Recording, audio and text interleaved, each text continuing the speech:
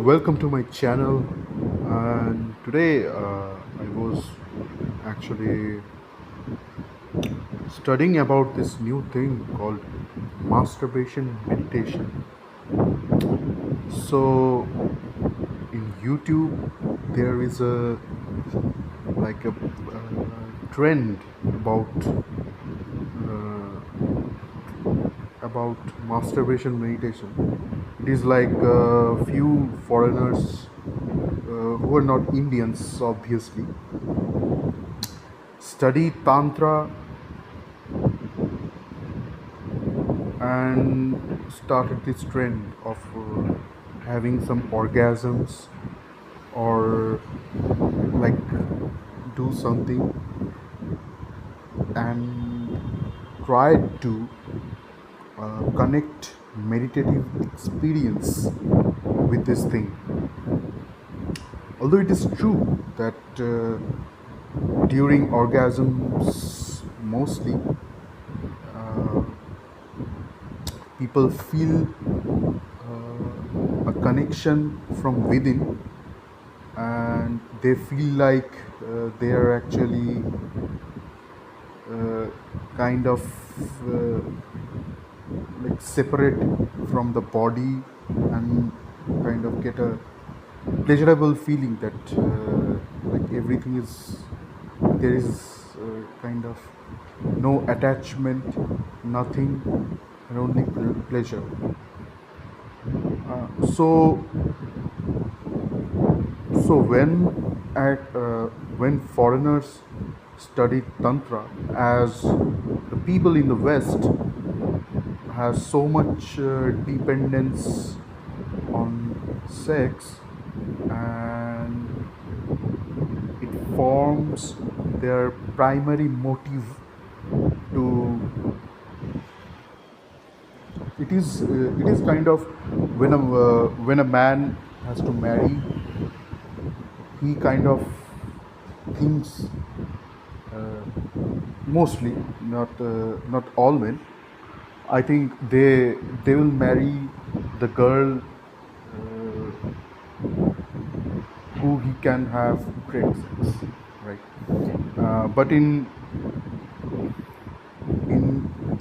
in most of the Eastern countries, your elders will forbid you from marrying the person whom you have chosen, because they know that you are being driven by your sexual desires mostly, and the marriage might not even work, because after some time the sparks die off, and uh, you start to feel separated from your partner.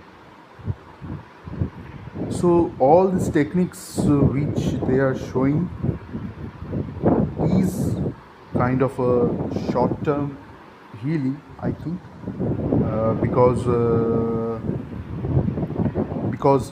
tantra is like for the people, like this Kama Sutra. All these things are for the people who want to get rid of the obsession of sex. But here they are doing the opposite thing. They are telling you that you need to find and go more into this sex and masturbation and more pleasure. But I mean, there are all kinds of videos over here, and it is more like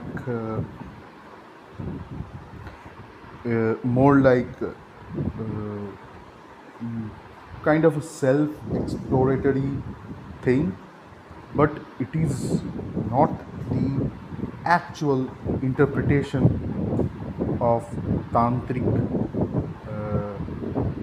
procedures. Here in these videos, Sadhguru talks about why tantra is not about sex. I think it is a very good video.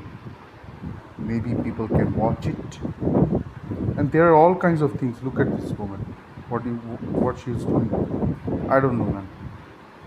And there is this funny video. uh, these things are not advisable, because these are more driven by the desires. Okay, that is not making you more desireless. And tantra will teach you how to get over the obsession, right? So let's go to the usual things. There are a lot of articles in the web, and most often they will support masturbation over meditation, because the Western culture is a bit wary about the trends among the people who are kind of new age yoga thing, and Christians will forbid you to follow whatever the meditations and rituals or things like that. They're kind of worried that Hinduism is capturing the minds of their own people, right? So let's go to Goa. It's true that masturbation will affect meditation. I mean, there are, I mean, there are a lot of resources on this community, NoFap, and there are awesome. There are actually so many people who have recovered from the usual addiction of porn and masturbation. So you can actually see a lot of people will be telling you there are a lot of things to it. Some will say that, yeah, most often than not, people will be saying positive things about this NoFap challenge, or just I mean, let me first tell you about this NoFap challenge. So there, so there were some people who were addicted to too much masturbation and uh, too much porn, and often while scrolling through pornographic websites, they ended up on a weird practice, like more kinky practices, and it was kind of a disgusting thing for them. So I would say the people must say to the younger generation that they must try this NoFap challenge, because it's really a challenge to not masturbate for 30 days or 90 days, and it's good to challenge your own self. So this guy, Imanshu, wrote, yes, I took the NoFap challenge for not for 30 days, in fact for 7 months, and I was successful and still continue to do it.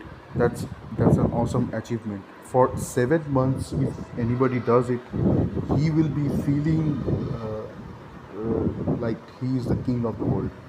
I mean, he will have enormous sex drive, and even women will notice him, start to notice him more in any place, because women have very heightened activity of their own senses, of their senses, because they have a weird way to look at anything. They will sense your energy, how you are. They don't really care about what you are saying to them. It is like how you are saying to them and what is the meaning. There is a lot of things that go on. So yeah, I guess he wrote uh, improved memory, more active, more confidence, clarity of thoughts. Yes, your brain becomes clear because of mostly because when you were watching those weird pornography on websites, your brain has been rewired to think in a way which they are showing to them, right? And you think it is normal, and there is a lot of confusion among people. It actually creates a lot of confusion. Like they'll put a like they will put a weird storyline to that porn and start making dirty things out of it, right? Like fantasies. These are like the fantasies of many people, and it really gets you. And you need at least, I mean, if you are a addicted person to porn, you need at least 2 years of nofap to actually forget most of these impressions in your brain. And slowly the brain actually recovers and rewires itself to the normal standards, right? And there is a woman who has tried the 90-day challenge in monk mode. It i was surprisingly difficult in the beginning. Yes, I did not consider myself addicted, nor I was aware. I expected no results because science has taught the students, the younger people, that that you should be having a lot of sex, a lot of this, a lot of that. But nobody has told what are the benefits of this NoFap thing, right? And usually, the scientists will try to give some weird results, right? So they will tell you that after masturbation your dopamine levels go up and this and that, and you'll be having better sleep, okay? And there'll be lot of these antibodies in your body. Bro, you have lost most of the immunity, and your body is trying to recuperate that lost immunity in your body. So it is expected that your body will produce no more antibodies, because the body is already in a vulnerable position. Your energy is low, so there is more chance of infection, right? So it's natural. So okay, I did little research on the topic. I am a biological woman. Blah blah blah blah. The change was massive and dramatic. Good for you. The result: increased situational awareness, right?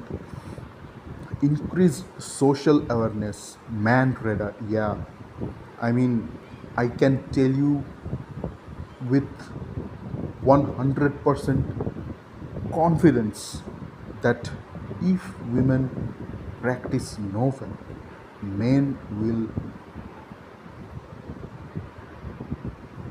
okay, men will look at you and instantly they will feel attracted to you.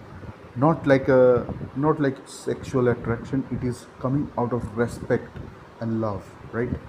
I mean, I don't respect the people who sleep around too much. It's like you can't get into their mind. I mean, if even if you tell something sensible to them, it doesn't create an effect in them, right? They actually don't have that capacity to analyze that thing.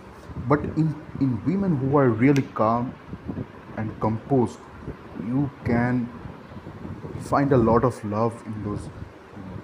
So aggression instead of fear when taunted. Yeah, yeah, it happens a lot. I mean, mostly women have a lot of energy in their what should I say, mental structure.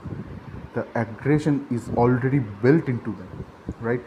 So if that energy is restored, she can I mean, sometimes it happens that when women are really angry, then men are like powerless, right? Sometimes it happens. I've actually observed this in many cases. Aggression in spades, okay. Confidence in spades. Increase social awareness, yes. Social awareness is a thing which is almost non-existent in today's younger people, right? They are selfish.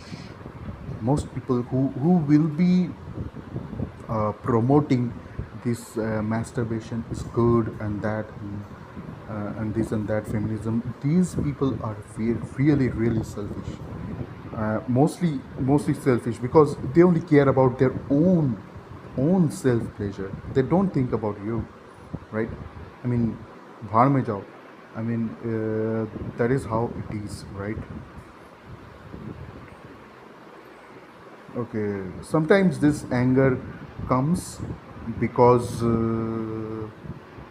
because mostly because there is too much energy. It is like while you were masturbating, your body didn't have enough energy to react. Now you have a lot of energy.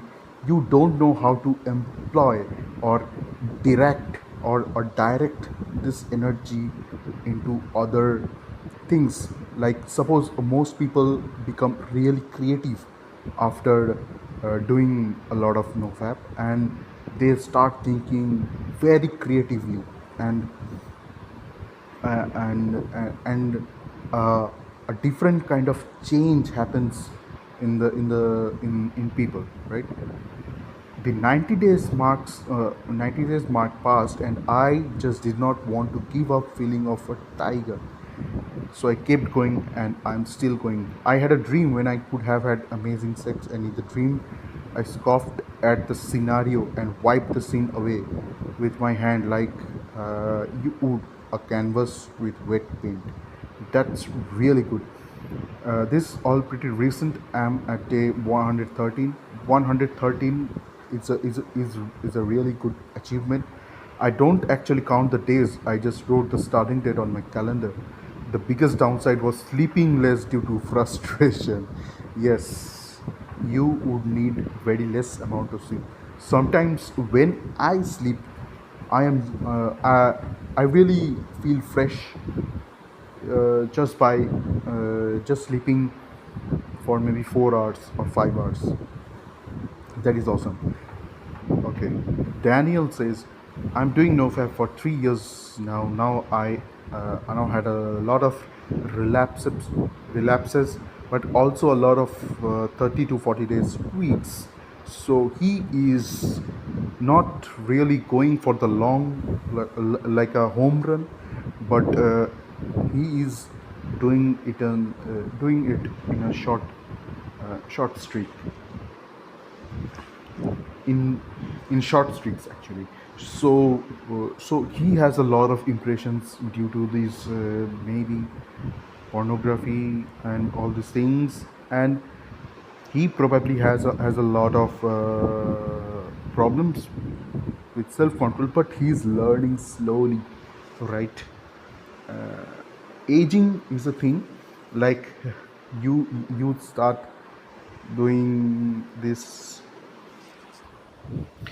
start testing yourself, like watch porn and test yourself and doing these things uh, till till your body cannot take anymore and wants to eject out that reserved energy, right? And and uh, you just control yourself after that. But that is not a very good thing to do, because mostly because you are restricting the flow flow of your semen, and it might cause problems, right? If you want to really want to have sex, just have it and then again start your no fap, right? Okay. So there will be a lot of things. Okay, I have tried it. I have had two streaks, anonymous, one for 180 days, but sex, yes. One for 60 days, no fap, but no sex. I am trying to eliminate fapping for life. Wow, that's a really impressive. That is very impressive, right? There are a lot of benefits to it. I've added cold showers to the no fap challenge. I have a lot of endurance in sports. Strength was there before no fap, but it didn't last. So there are like short bursts burst of bursts of strength and endurance, your willingness to fight away, to your willingness to fight has gone way up, and limit is set by your mind, right? Meeting women faster and much more easier and effortless. It just works like magic. I cannot explain how. So he is really happy with meeting women, but if he is trying to do no fap for life, it can become a problem. Because it's true that you'll be meeting a lot of women, but it will also increase your desire to have sex, right? Let's see. There was a question I forgot. Is there any benefit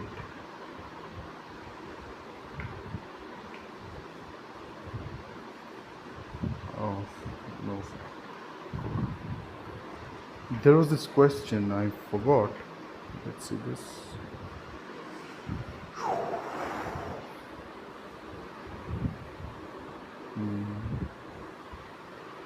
Okay. Okay. Okay, he is hesitant to write. Yeah, try it yourself. He gives a very good answer. Like, don't look into the research or maybe the positive things which other people are saying. Try it yourself and see how you are benefiting. If you are not benefiting and if you think you should stop it, then stop it. Right?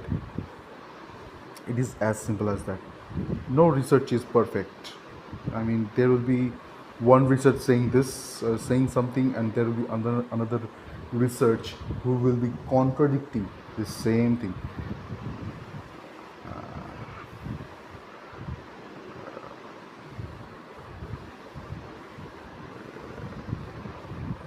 Where is it? Can't really find it though.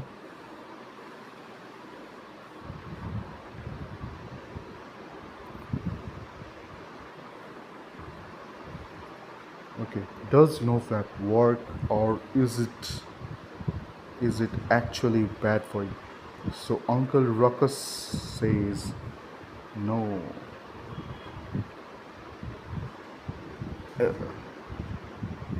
So he says NoFap is itself a stupid movement full of bunch of young adults and teenage boys who can't get women. In result, they're making the right move with the wrong intentions. Okay, downsides of NoFap in about downsides of. So he's saying that after you fap and after that you can recover within 2 days. It takes a full 48 hours because before I get a massive spike, testosterone spike, and I get a sudden boost in energy and productiveness.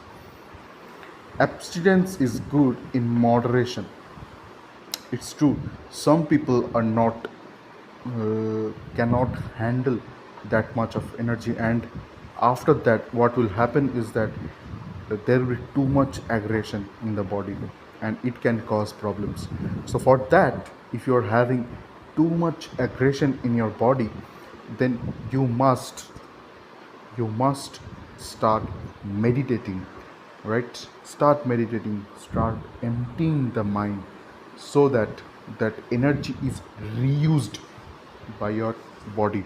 So what happens is that this energy will transform into this sexual stuff and go right into your genitals and be stored there.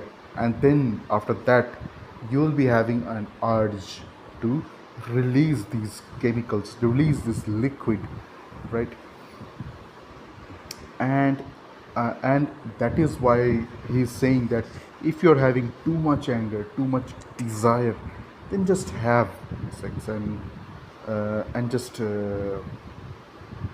experience it, right? So if you are having too much anger or these sexual issues, for that I would suggest meditation, right? So what happens in meditation is that you will be having different types of ideas which will demand action, right? This is very good ideas, very good options, very good ventures, maybe business venture or something like that, and you will be starting to take actions to it, right?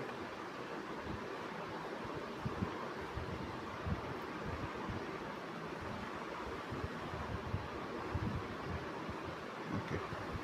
So before I began, so this is a girl who is writing, was addict to masturbation, cut down masturbation.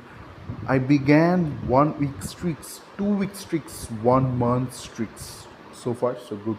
I was fighting my addiction and getting closer to God. So she has taken refuge under God, right? Also, she might be a Christian, or might be a Muslim or a Hindu. 5 days, no problem. 10, easily doable. 20 days, hard, but okay. 60 days. You have special strategies on your place to place your feet so you won't accidentally put pleasure. Okay, that is too much. Yes, instinct is so strong, your own body try to betray you. So it is not like betraying. The body is unable to keep up with the energy which is already building because of this novab, right? So nobody is trying to betray you. Your own mind will betray you. Your own mind's interpretations will betray you, right?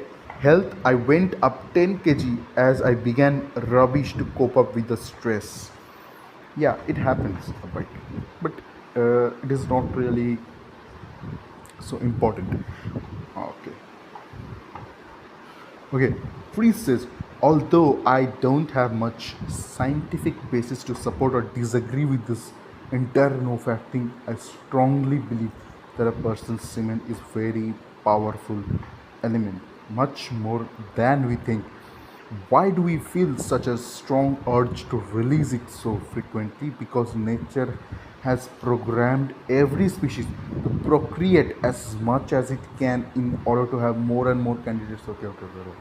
So he is saying that, okay, I probably don't really believe and believe that there is any scientific basis to this practice, but I strongly believe that there is something magical in this semen, right? So he has that belief, and that's why he respects it, right? If you are really going for nofab, just don't start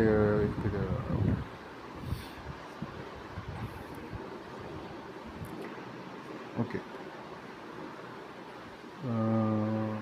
Is fapping natural? Somebody asks. I don't think so. The purpose of ejaculation is to go into female body and fertilize that egg. That is true. The purpose of the semen is to reproduce. You can try nofap for 30 days or 90 days and see for yourself if it works for you or not. Yeah, you can try and see what happens inside the body. So he says, my voice is more sexy. Yes, your voice will change, and it will start to influence others, right? It's like it's like it's like that information that you are actually more energetic than the others is being transmitted to other people also, right? So it's kind of a lion who roars to report all the other animals. Yeah, I am the king of the jungle, right? Okay. Okay, he says Dakota Jones, a soft, confused 19-year-old. It's bullshit for most people. No, but isn't actually about there. If anything, let's. What is it? Okay, what are your thoughts on no fact? Let's see this question. Okay, Franklin Vox. I don't know how is it pronounced. Here is an first go to Reddit. They're basically the exam. In both forums, you'll see people, mostly teenagers, talk about how great it is to go without food or wanking, telling all sorts of stories how being without food makes them smarter. Yes, because sometimes when you fast, right, you fast, you feel the energy is going up because the heat that is generated from fasting will kill most of the uh, will maybe to say evaporate evaporate. That's a good term to evaporate the dirty or maybe some harmful organisms, microorganisms inside the body, right? That heat is enough. That heat of digestion will be there, spread all over the body and start digesting these bad things, right? Nofap is great. I can clearly state that Nofap will definitely increase your immunity. I mean, I am doing this for 5 years, right? I, I I'm doing this for 5 years, and I haven't even suffered from a fever. Okay, I mean, not even a fever has touched me.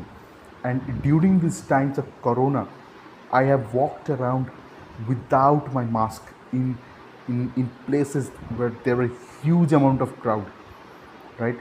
And I haven't been affected by a single coronavirus. Okay, although uh, my dad actually pursued me, pressed me to take the vaccine.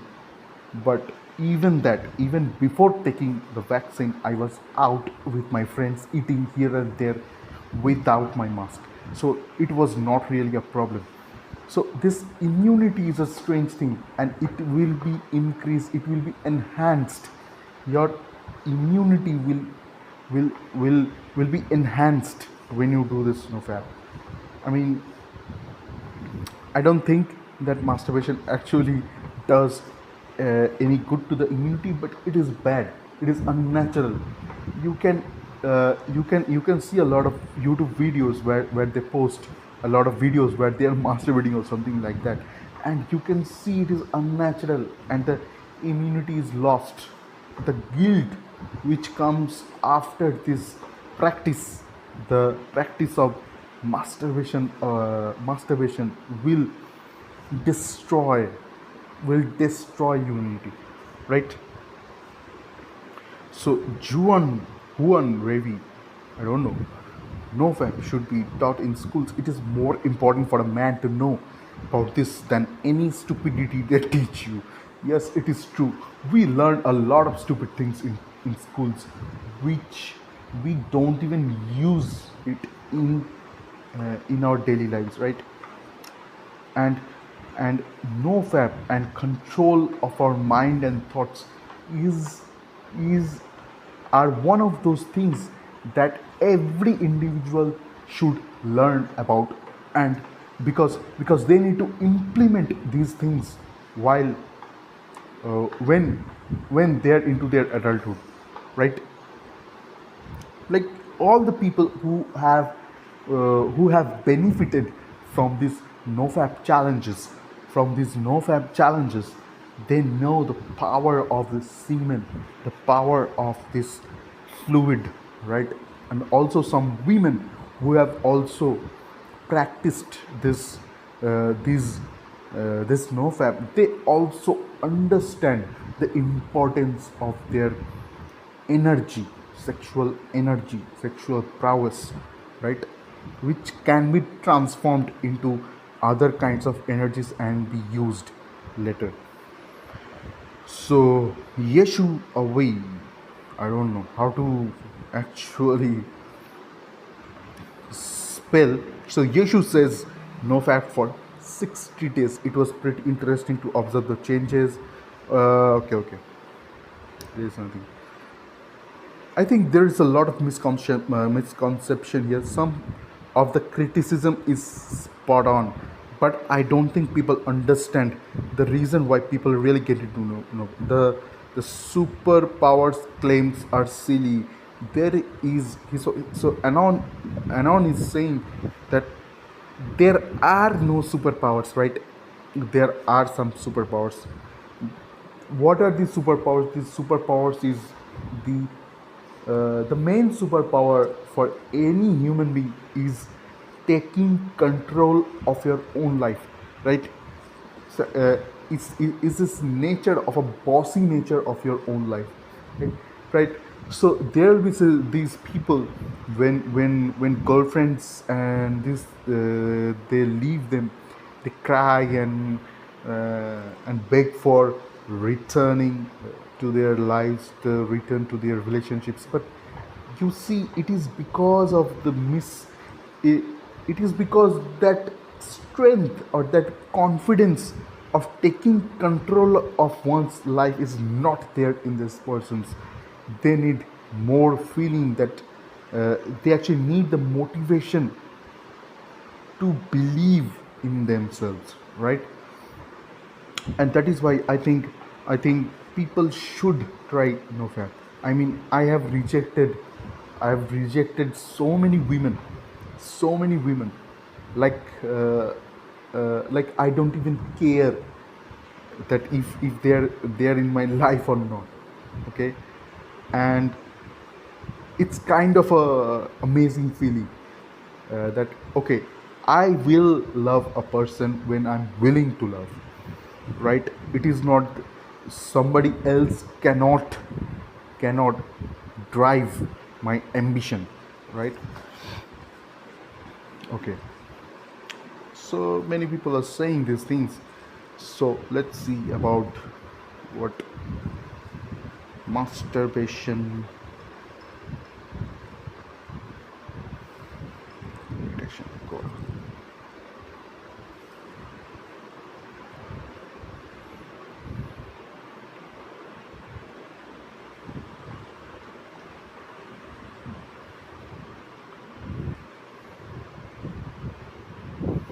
So what mostly it's saying, let's see,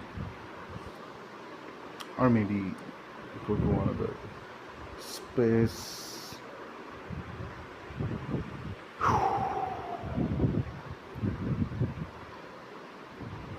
Which meditation method discourages masturbation? Why to discourage so must.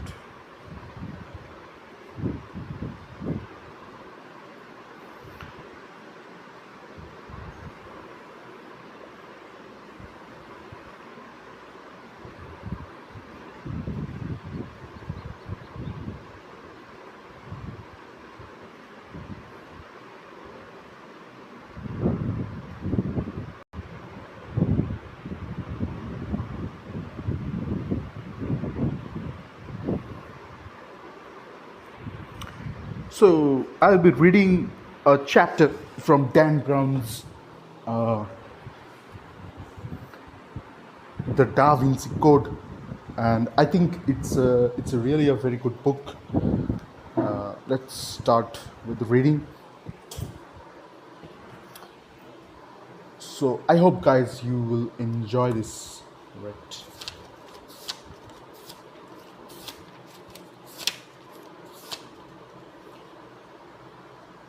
So it first starts with the fact: the Priory of Sion, a European secret society founded in 1099, is a real organization, right? In 1975, Paris's Bibliothèque Nationale discovered parchments known as Les Dossiers secrets, identifying numerous members of the Priory of Sion. Sion, I don't know what's the real pronunciation. Sion, capital Sion, including Sir Isaac Newton, Sandro Botticelli, Victor Hugo, and Leonardo da Vinci. So these people were science people. The Vatican prelature, known as Opus Dei, is a deeply devout Catholic sect. So these are the religious people who are uh, who don't really believe in science. Due to reports of brainwashing, coercion, and dangerous practice known as corporal mortification, Opus Dei has just completed construction of a $47 million national headquarters at 243 Lexington Avenue in New York City. All descriptions of artwork, architecture, documents, and secret rituals in this novel are accurate. So that's a really good thing. So we'll be having a lot of history in this book.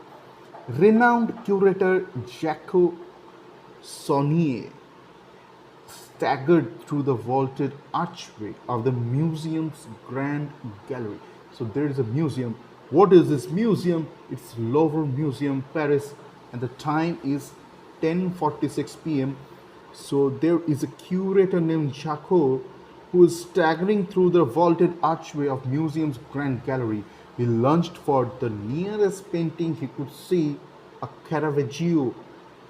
Grabbing the gilded frame, the 76-year-old man heaved the masterpiece towards himself until it tore from the wall, and Sonnier collapsed backwards in a heap beneath the canvas. As he anticipated, a thundering iron gate fell nearby, barricading the entrance to the suite. The parquet floor shook far off, and alarm began to ring. The curator lay a moment, gasping for breath. He was 76 years old, man. Anybody falling down like that would be probably dying at those ages. Taking stock, still alive. He crawled out from under the canvas and scanned the cavernous space for somewhere to hide. Like, was somebody there? Somebody has broken into the museum. A voice spoke, chillingly close. Do not move. On his hands and knees, the curator froze, turning his head slowly. Only 15 feet away, outside outside the sealed gate, the mountainous silhouette of his attacker stared through the iron bars. So there is kind of a sealed gate from where this attacker, whom he could not really see clearly, stared at him. And he was broad and tall with ghost pale skin and thinning white hair. So was this an old guy? I don't know. His irises were pink with dark red pupils. The albino drew a pistol. So this guy was a albino. That's why he's saying like thinning hair and white skin, I guess. The albino drew a pistol from his coat and aimed the barrel to the bars directly at the curator. He was willing to kill him because he thought maybe he has seen him stealing something from the museum. You should not have run. His accent was not easy to place. Now tell me, where is it? I told you already. It is probably that they actually know each other and have met in past. Kneeling defenseless on the floor of the gallery, I have no idea what you are talking about. You were lying. The man stared at him, perfectly immobile, except for the glint in his ghostly eyes. So he was resolute in his quest. You and your brethren possess something that is not yours. The curator felt a surge of adrenaline. How could he possibly know this? So the curator knew what he wanted, and he also knew where that thing of interest lies in the museum. You and your brethren possess something that is not yours. The curator felt a surge of adrenaline. How could he possibly know this? Tonight, the rightful guardians will be restored. So, somebody has taken something and curated that thing in the museum, and it does not belong to the museum. It probably belongs to some organization whom these people, these dacoits, represent. Tell me where it is hidden and you will leave. The man leveled his gun at the curator's head. Is it a secret you'll die for?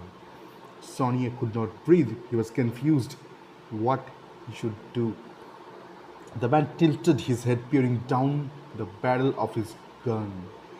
The Sonia held up his hands in defense. Wait, I'll tell you what you need to know. So finally he gave up. He gave in. The curator spoke his next words carefully.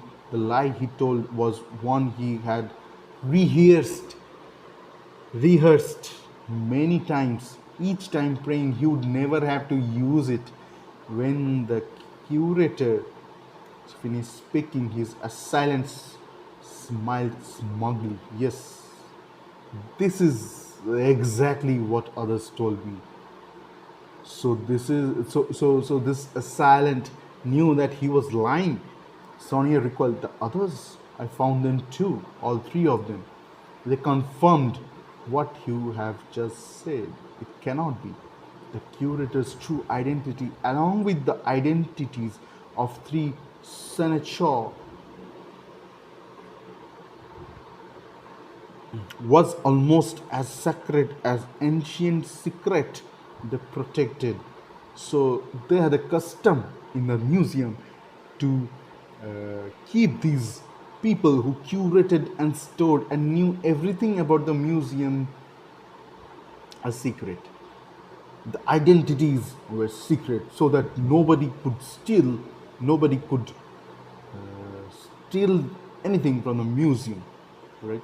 Saunier now realized his senator, following strict procedure, had told the same lie before their own deaths. It was part of the protocol. The attacker aimed his gun again. When you are gone, I'll be the only one who knows the truth. The truth. In an instant, the curator grasped the true horror of the situation. If I die, the truth will be lost forever. So it might be possible that when he dies, nobody will know. Nobody will possibly know that the secret is there in the museum, right? So instinctively he tried to scramble for cover. The gun roared, and the curator felt a searing heat as the bullet lodged in his stomach. So he shot the curator. He fell forward, struggling against the pain. Slowly, Sonia rolled over and stared back through the bars at his attacker. So, so the man was now taking dead aim at Sonia's head. Sonia closed his eyes. His thoughts a swirling tempest of fear and regret. What is the regret? Is regret is possibly that nobody will know about this except the assailant, and the secret might get stolen in future. The click of an empty chamber echoed through the corridor. The curator's eyes flew open. That now the assailant is within the room where the curator was lying. The man glanced down at his weapon, looking almost amused. Why amused? Because the curator never expected that the keys of those of the gate to be with this guy holding the gun.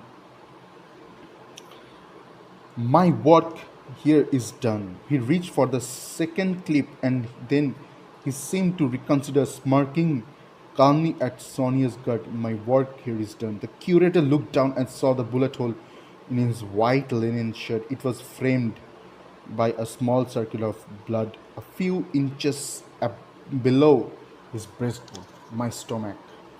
Almost cruelly, the bullet has missed his heart.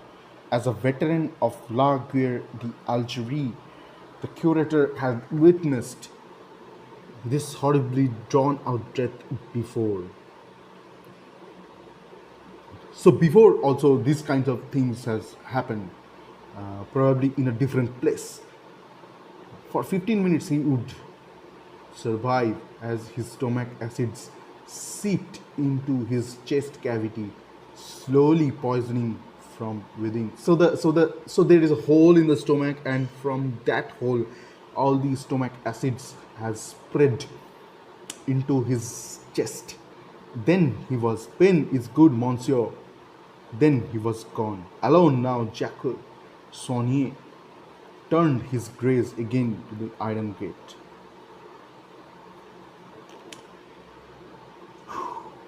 He was trapped, and the doors could not be reopened for at least 20 minutes. By the time anyone got to him, he would be dead. Even so, the fear that now gripped him was a fear far greater than his own death. I must pass on the secret, because if the secret is not passed and if it is stolen, then nobody would know what the secret was, and nobody would even know if the secret even existed in the museum. Staggering to his feet, he pictured his three murdered brethren. He thought of the generations who had come before them, of the mission with which they had all been entrusted, an unbroken chain of knowledge. So this secret has been passing on from generations to generations of curators. Only the curators are supposed to know where this secret lies, or even if the secret present in the museum. Suddenly now, despite all precautions, despite all the fail-safes, Jacob Saunier was the only remaining link in the sole guardian of one of the most powerful secrets ever kept. Shivering, he pulled himself to the feet. I must find some way. He was trapped inside the Grand Gallery, and there existed only one person on earth to whom he could pass the torch. Sonia gazed up at the walls of his opulent prison. A collection of the world's most famous paintings seemed to smile down on him like old friends. Wincing, In pain, he summoned all of his faculties and strength. The desperate task before him, he knew, would require every remaining second of his life. So it is possible that on these, on some of these paintings, he probably would embed his secret so that someone intelligent enough can uh, decode that secret writing and understand what the problem was, right? So the hero arrives in chapter 1, namely Robert Langdon awoke slowly. So this is the first line of the chapter 1.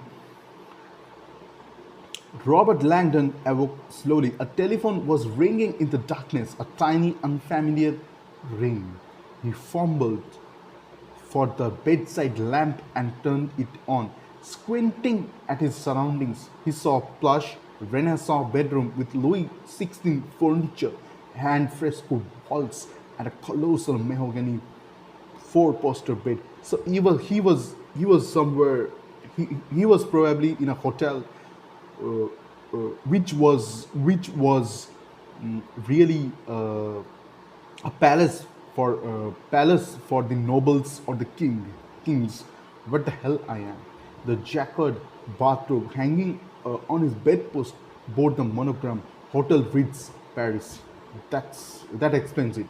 uh, Slowly the fog began to lift. Langdon picked up the receiver. Hello, Monsieur Langdon, a man's voice said. I hope I have not awakened you. Dazed, Langdon looked at the bedside clock. It was 12:32 a.m. He had been asleep for an hour, but he felt like the dead. Like he was having a really good sleep, and someone is disturbing him right now in the middle of his very good sleep. This is the concierge, Monsieur. I apologize for this intrusion, but you have a visitor. He insists it is urgent. Langdon still felt fuzzy. A visitor, like at this time of the night, I don't know. His eyes focused now on crumpled flyer on his bedside table. The American University of Paris proudly presents an evening with Robert Langdon, professor of religious symbology, Harvard University. So he is really a renowned historian, probably. Langdon groaned. Tonight's lecture, a slideshow about pagan symbolism hidden in the stones of Chartres Cathedral, had probably ruffled some conservative feathers in the audience. Most likely, some religious scholar had trailed him home to pick a fight.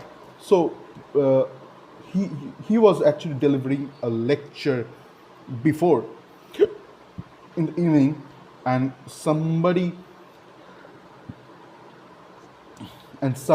from the audience wants to.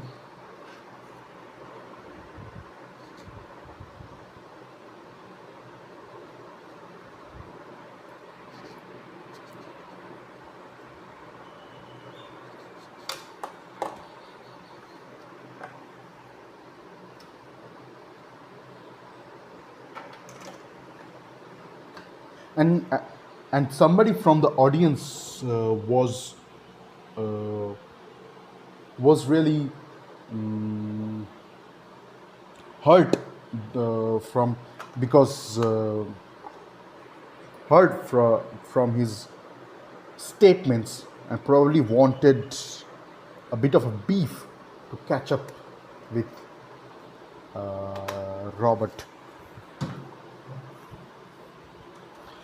Mice, Monsieur, the I'm sorry, Langer said, but I am very tired. And and there was the concierge on the other end of the phone. My Monsieur, the concierge pressed, lowering his voice to an urgent whisper. Your guest is an important man. So it is not an ordinary person who he was expecting. Langdon had little doubt. His books on religious paintings and cult symbology has made him a reluctant celebrity.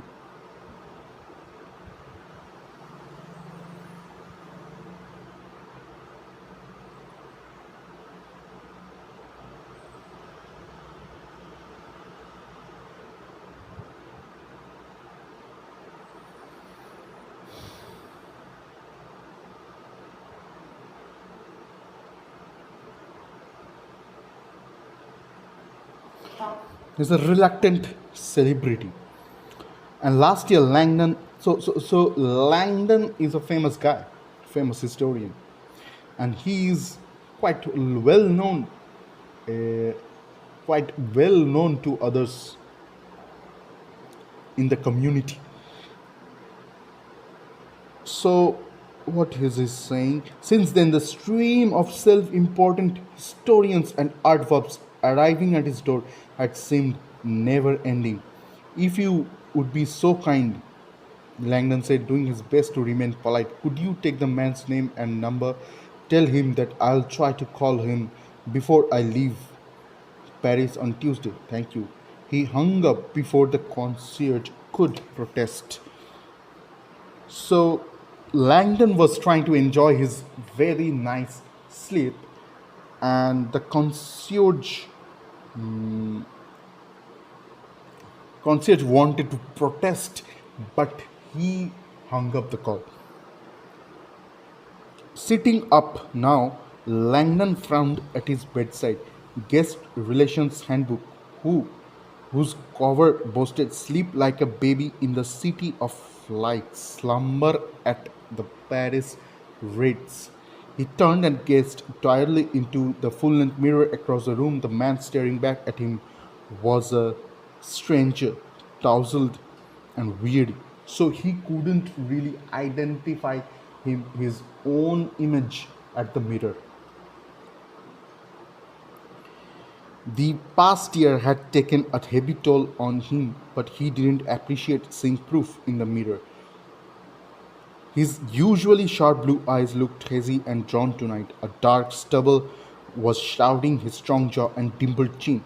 Around his temples, the grey highlights were advancing, making their way deeper into his thicket of coarse black hair. Although his female colleagues insisted the grey only accentuated his bookish appeal, Langdon knew better. If Boston Magazine could see me now, would probably make a fun of him.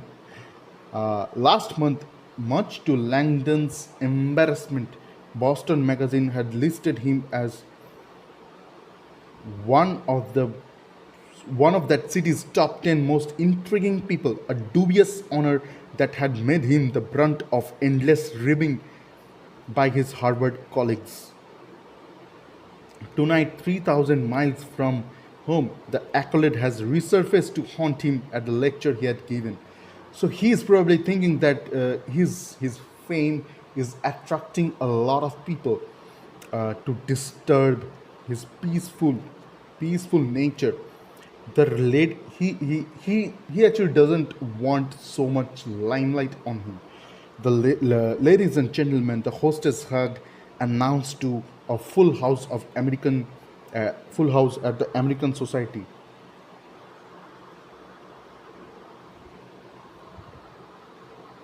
Wait a second.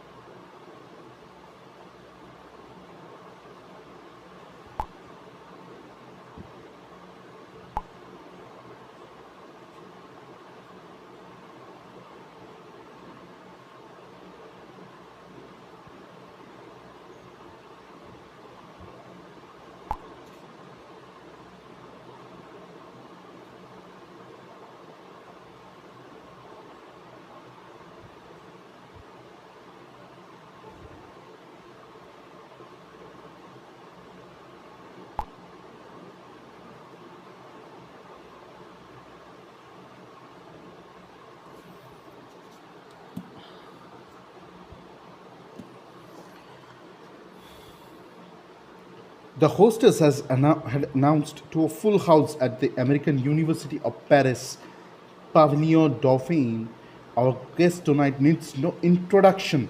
Who needs no introduction?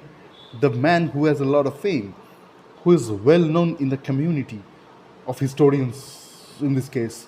He is the author of numerous books, the symbology of secret sects, the art of Illuminati, the lost language of ideograms.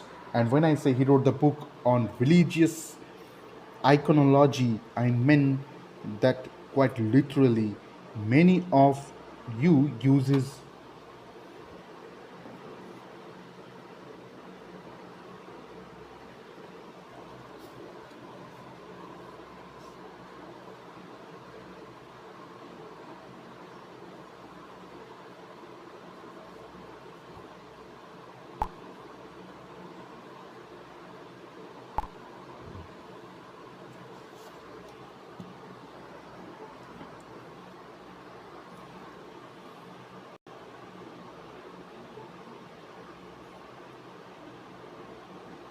Okay, so what is he saying? However, she glanced playfully at Langdon, who was seated on stage. An audience member had just handed me a far more, shall we say, intriguing introduction. She held up a copy of Boston Magazine. Langdon cringed. Where the hell did she get that? The hostess began reading choice excerpts from the Enon article, and Langdon felt himself sinking lower and lower in his chair. 30 seconds later, the crowd was grinning, and the woman showed no signs of letting up. And Mr. Langdon's refusal to speak publicly about his unusual role in last year's Vatican conclave certainly wins him points on our intrigometer. The hostess goaded the crowd. Would you like to hear more? The crowd applauded. Somebody stop her, Langdon pleaded as she dived into the article again. Although Professor Langdon might not be considered hunk handsome like some of our younger awardees, this 40 something academic has more than his share of scholarly allure. His captivating presence is punctuated by an unusually low baritone speaking voice, which his female students described as chocolate for the years. So the female students actually like him a lot because of his voice, because of his uh, personality. Langdon forced an awkward smile. He knew what came next, some ridiculous line about Harrison Ford in Harris Tweed. And because this evening he had figured it was finally safe again to wear his Harris tweed and Burberry turtleneck, he decided to take action. Thank you, Monique, Langdon said, standing prematurely and edging her away from the podium. Boston Magazine clearly has a gift for fiction. He turned to the audience with an embarrassed sigh. And if I find which one of you provided that article, I'll have the consulate deport you. The crowd laughed. Well, folks, as you all know, I'm here tonight to talk about power of symbols. The ringing of Langdon's hotel once again broke the silence. Groaning in disbelief, he picked up. Yes, as expected, it was the concierge. Mr. Langdon, again, my apologies. I'm calling to inform you that our guest is now en route to your room. I thought I should alert you. Langdon was wide awake now. You sent someone to my room? I apologize, monsieur, but a man like this, I cannot presume the authority to stop him. Who exactly he is? But the concierge was gone. Almost immediately, a heavy fist pounded on Langdon's door. So somebody wants to meet Robert Langdon now. Uncertain, Langdon slid off the bed, feeling his toes sink deep into the savonier carpet. He donned the hotel bathrobe and moved towards the door. Who is it? Mr. Langdon, I need to speak with you. The man's English was accented, a sharp authoritative bark. My name is Lieutenant Jerome Collet, Direction Central Police Judiciary. Langdon paused. The Judicial Police, the DCPJ, was a rough equivalent of the US FBI. So there has been some crime, right? Leaving the security chain in place, Lang opened the door a few inches. The face staring back at him was thin and washed out. The man was exceptionally lean, dressed in an official blue uniform. May I come in? The agent asked.